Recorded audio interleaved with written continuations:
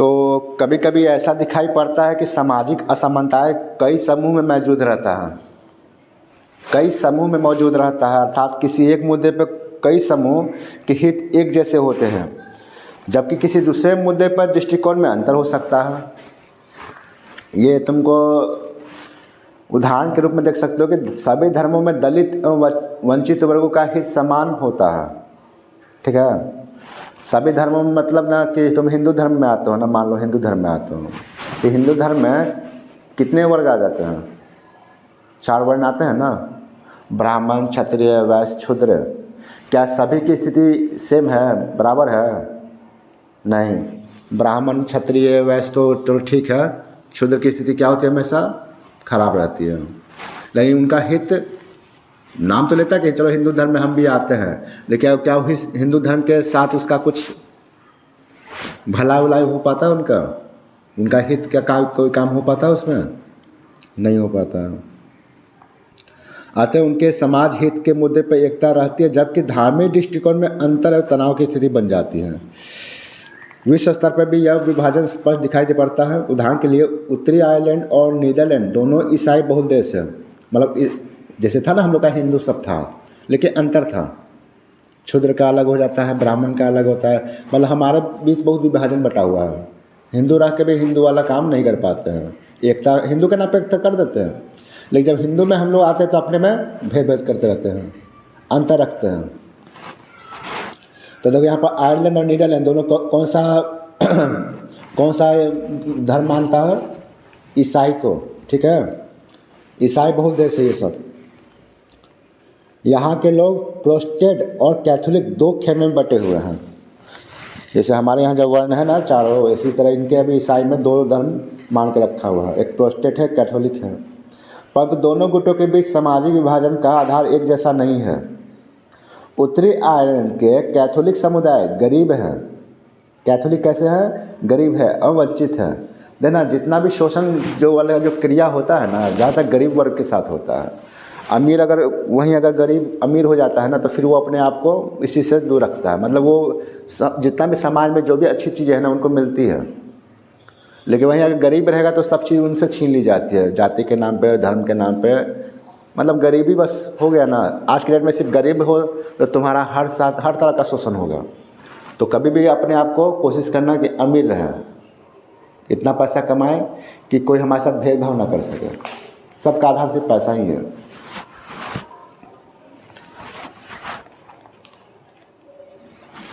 लंबे समय से शोषण का शिकार है। क्यों शोषण का शिकार है? देख सकते हो फिर से, क्योंकि कैथोलिक समुदाय क्या है? गरीब है तो सारी सुख सुविधाओं से वंचित है। और अभी जैसे क्या होता है, आप कितना भी सरकारी योजना निकाल लो, कितना भी नौकरी वोकरी निकाल लो, अधिकतर जो फायदा होता है गरीब ना होकर अमीर वर्ग को होता है इसका। ठीक है चाहे तुम अपना कोटा से जो ना होता चावल दाल मिलता है, राशन कार्ड बनता है, तो ज़्यादातर राशन कार्ड किसका बनता है? गरीब का। ज़्यादातर राशन कार्ड तुम्हारा अमीर वर्ग का बनता है। उनका पैसा वैसा खिला के आराम से बनवा लेते हैं। ठीक है, उनका आराम से काम होता है। भाई गरीब वर्ग का होता है तो उनका सब कुछ लटका हुआ रहता है। ये चीज़ सब बहुत पहले से चला आ रहा है सब। अतः उत्तरी आयरलैंड में वर्ग और धर्म के बीच गहरी समानता है। देखो धर्म तो अलग हो ही गया है, वर्ग की बात कर रहे हैं, गरीबी और अमीरी, कैथोलिक और प्रोटेस्टेंट। दूसरे शब्दों में हम कह सकते हैं कि उत्तरी आयरलैंड में कैथोलिकों के बीच संपूर्ण रूप से समानता एकता दिखाई देते हैं। अब यहाँ पर जब बात हुआ उत्तरी आयरलैंड का, ठीक है, तो वहाँ पर तो कैथोलिक समुदाय गरीब है, वंचित है। ठीक है, तो उत्तरी आयरलैंड में कैथोलिक के बीच संपूर्ण रूप से समानता एकता दिखाई देती है, जबकि नीदरलैंड में कैथोलिक और प्रोटेस्टेंट दोनों में अमीर गरीब है। दोनों में अमीर गरीब मतलब ना, प्रोटेस्टेंट भी अमीर गरीब है और कैथोलिक भी। अतः उत्तरी आयरलैंड में कैथोलिक प्रोटेस्टेंटों के बीच सीधे रूप से मारकाट चलता रहता है, जबकि कहाँ पर बात हो रहा है? उत्तरी आयरलैंड का बात कर रहा है।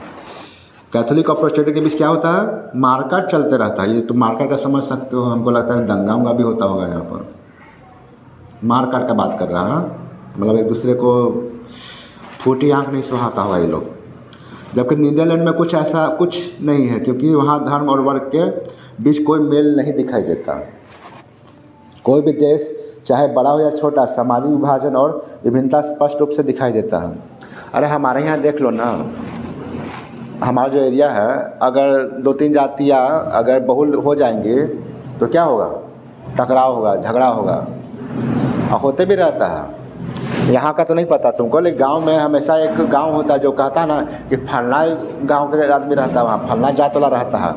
कोई बोलता है यहाँ पर फलना जात वाला रहता है, ये तो फलना जात के गांव है। मतलब हर गांव अपने आप को साइन बना कर रखा है कि फलना के जात के गांव है तो फलना गांव के जात है।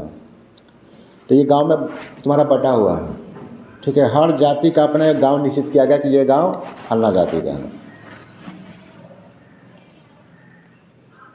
कोई भी देश चाहे बड़ा हो छोटा, सामाजिक विभाजन और विभिन्नता स्पष्ट रूप से दिखाई देती है। टकराव एवं सामंजस्य लोकतंत्र की सीढ़ियों की है, जिससे गुजर कर ही लोक सत्ता अपनी नीतियाँ निर्धारित करती है।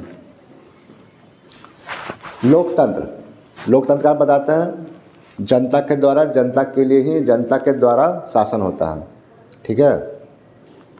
इसमें होता क्या है कि हम लोग अपना एक प्रतिनिधि चुनते हैं जो हमारे ऊपर शासन कर सके, हमारी देखभाल कर सके, हमारी रक्षा सुरक्षा का ख्याल रख सके। और वो प्रतिनिधि जो भी होता है हमारे ही बीच का होता है। हम लोग उसको अपना वोट दे के, समर्थन दे के उसको खड़ा करते हैं, ठीक है।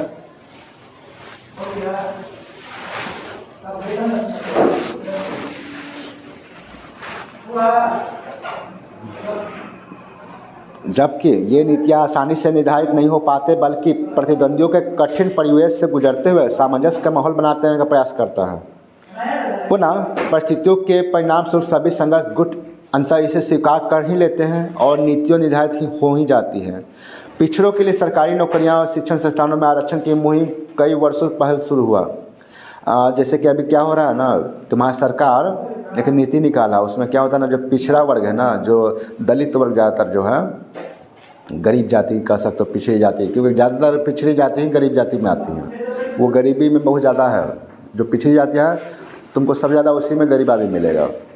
तो उनके लिए पता है सरकारी नौकरी का थोड़ा आरक्षण रखा है कि आपको अगर नौकरी लेना है तो आप यहाँ से नौकरी ले सकते हो, ठीक है। इसमें होता क्या है ना कि आपको एक आरक्षण दिया गया है, जिसमें होता क्या है कि जो गरीब वर्ग है, जो दलित वर्ग है ना, पिछड़ी जातियाँ हैं, उनके लिए खास व्यवस्था है जिसमें उनको जॉब मिलता है, सरकारी जॉब में मतलब आरक्षण मिलता है, वो अपना सरकारी जॉब ले लेते हैं। तो ये अच्छी चीज़ है उनको विकसित करने के लिए, या फिर कह सकते हो उनके विकास के लिए, उनके आगे बढ़ाने के लिए। उनके समझो ना कि उनका अगर सामाजिक विकास करना है तो उनको हमको अपने वर्ग तक लाना पड़ेगा, मतलब समान स्तर पर लाना पड़ेगा, तब जाके उनका विकास हो सकता है पूर्णतः। इसलिए मुहिम चलाया गया है। इसके अलावा तुम्हारा कॉलेज स्कूल में भी आरक्षण मिलता है कि अगर कम नंबर आया तभी उनको आरक्षण के नाम पे मतलब कि उनको दाखिला मिल जाता है अच्छे कॉलेजों में। क्यों? ताकि वो अच्छे से पढ़ाई कर सके अपना। काका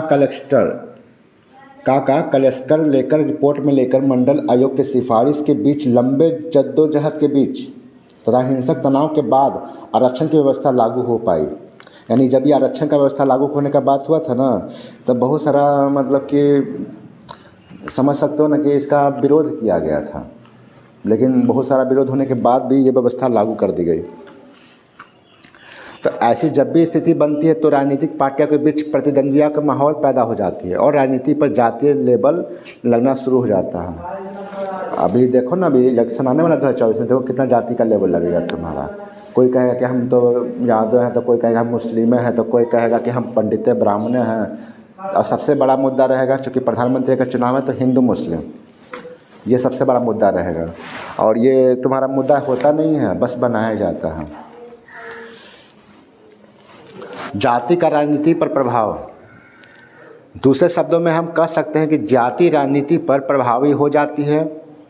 जाति राजनीति पर प्रभावित कैसे हो जाती है? अभी कल ही तो एग्जाम्पल दिए थे कि मान लो किसी गांव में, ठीक है, 2 जातियां रहती हैं, लेकिन एक जाति थोड़ा बड़े है, ज़्यादा संख्या में है, तो ठीक है, तो वो क्या करती है, अपने जाति का समर्थन करती है और अपनी जाति को वोट दे देती है। तो जो भी चुनाव अगर होगा, जो जीतेगा वो तो जो ज़्यादा जाति वाला होगा वो जीतेगा, और जूता भी है। तो हमारा भी यहाँ भी चलता है। हमारे यहाँ के जो राजनेता लोग होता है ना, यही चीज़ देखता है, नोटिस करता है कौन सी जातियाँ ज़्यादा है और उन्हीं को समर्थन दे देता है। 2-3 जाति मिला लिया, चुनाव लड़वा दिया, फिर वोट लेके जीत गया। दूसरे शब्दों में हम कह सकते हैं कि जाति राजनीति पर प्रभावी हो जाता है और सामाजिक न्याय के आवरण तले राजनीति की दिशा निर्धारित होने लगता है। भारतीय राजनीति के परिदृश्य पर जब हम दृष्टिकोण करेंगे तो ऐसे अवधारणाओं से हमें जरूर परिचित होंगे। 70 के दशक में, 1970 की बात हो रहा है, समाज में दलितों को पीड़ा और मार्मिक व्याख्यान महाराष्ट्र के कवि नामदेव ढसाल की इन कविताओं में अंतर्निहित है। यानी 1970 में आज़ादी के 20 साल बाद, 25 साल बाद ऐसा क्या हुआ था उनके साथ। तो के कवि हैं तुम्हारे, वो बता रहे कि क्या हुआ था उनके साथ। सदियों तक सफ़र किया उन लोगों ने, लेकिन अब हमें कहना है ना अंधेरे की इस पथ यात्रा से हाँ, हमारे पुरखे अंधेरे के ढोते ढोते झुक गए, लेकिन अब हमें उतारना है बोझ उनके पीठ से। तो इन अनुपम नगर के लिए ही बिखरा था हमारा लहू और बदले में यह मिला खाने को पत्थर।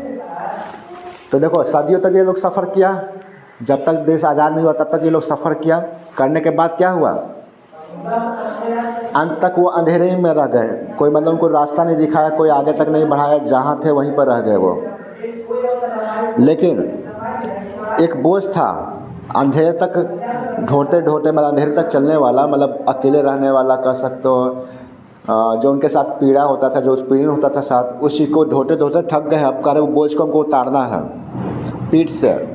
और जो नगर का हम व्यवस्था किए थे, जो हम आज़ाद देश का व्यवस्था किए थे, अब उस अनुपम नगर के लिए, जिसके लिए हमारा लहू बिखरा था, यानी कि जिसके लिए वो लड़ाई लड़े थे, ठीक है, अब क्या मिल रहा है, जो आज़ादी के लिए लड़ाई लड़े, जिसके लिए अपना लहू बहाया, अब क्या मिल रहा है उसके बदले में, तो उनको इसके बदले में पत्थर खाने को मिल रहा है। आज़ादी के बाद क्या हुआ था, सब शोषण हुआ था इनके साथ, दलित वर्ग के साथ। बहुत सारा ऐसा मूवी बनाया है जिससे तुमको दिखाएगा कि आज़ादी के बाद भी बहुत सारे ऐसे दलित वर्ग थे जिनको आँख चढ़ा कर देख लिए ना तो आँख फोड़ देता था, चप्पल पहन के आगे उनके सामने था तो तुम्हारा पैर काट देता था, किल्ला ठोक देता था पैर में, ठीक है, पगड़ी उड़ी पहन लिया तो सिर काट देता था। मतलब ऐसे आज़ादी के बाद भी ऐसी व्यवस्था थी कि अगर तुम उनके सामने यानी उच्च वर्ग के सामने अपने आप को दिखा दो कि हम भी समान रूप से हैं, आज़ादी के बाद के बता रहे हैं, तो ये लोग इस तरह का भेदभाव करता था, ठीक है, आँख फोड़ देना, सिर काट देना, पैर में किल्ला ठोक देना, पैर काट देना, बहुत तरह का यातना दिया जाता था पहले। जो भी सुधरा 1990 के बाद सुधरा, लेकिन अभी भी हम देखते हैं ना, कहीं कहीं गांव में खबर मिल जाएगा तुमको कि ये सब घटना अभी भी हो रहा है। छोटी मोटी घटना ही हो रहा है, लेकिन हो रहा है।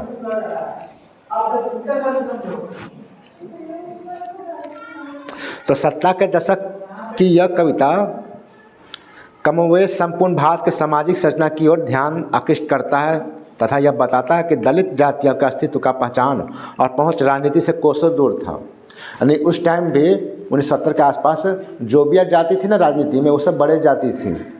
आज़ादी तो मिल गया, लेकिन उनके उत्थान के लिए, उनके विकास के लिए कोई कार्य नहीं हो रहा था। जब तक वो अपने उत्थान विकास के लिए राजनीति रूप में जुड़ते नहीं हैं, उनको जब उनको मौका नहीं मिलता है, ठीक है, कि वो अपनी जाति वर्ग का उत्थान कर सके, विकास कर सके, तो कैसे करेंगे, नहीं करते ना। जो भी राजनेता थे सब बड़ी जातियों के थे और उनका एक सोच बना हुआ था। क्या चीज़ का सोच बना हुआ था कि हम लोग अगर विकास करेंगे भी ना तो अपनी जाति का करेंगे और जो दलित वर्ग है उनको हम दबा के ही रखेंगे हमेशा, ठीक है। उनके लिए कभी कुछ किया ही नहीं गया उस टाइम में। जो भी तो उस टाइम का जो भी तुम देखोगे ना, ज़मींदार 100 बीघा है, 200 बीघा है, 50 बीघा, वही गरीब क्या है, शुरू से अंत तक उनके यहाँ मेहनत मजदूरी करते हुए जीवन यापन कर रहा था। 70 के दशक के पूर्व देखो ये बात यहाँ पर लिखा जा रहा है कि उस टाइम क्या होता था। अगर लिखा हुआ है तो ये तो सही बात होगा, विश्लेषण करके ये सब लिखता है।